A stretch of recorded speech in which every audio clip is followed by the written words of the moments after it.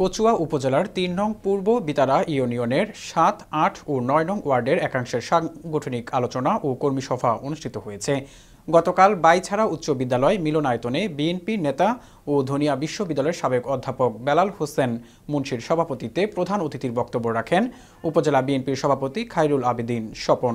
বিশেষ অতিথির বক্তব্য রাখেন উপজেলা বিএনপির সাবেক সাধারণ সম্পাদক শাহজালাল প্রধান জালাল, কচুয়া উত্তর বিএনপির সাধারণ সম্পাদক ইউসুফ মিয়াজি, উপজেলা বিএনপির সহসভাপতি জাহাঙ্গীর আলম মজুমদার, যুগ্ম সাধারণ সম্পাদক মোজাম্মেল হক লিটন, সহ সাধারণ সম্পাদক ইউসুফ খান সহ ইউনিয়ন বিএনপি, যুবদল, ছাত্রদল ও সহযোগী সংগঠনের অসংখ্য নেতাকর্মী উপস্থিত ছিলেন।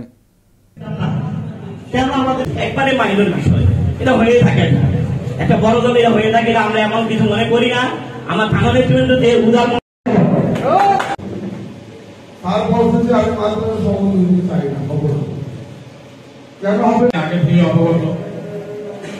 কারণ আমরা যে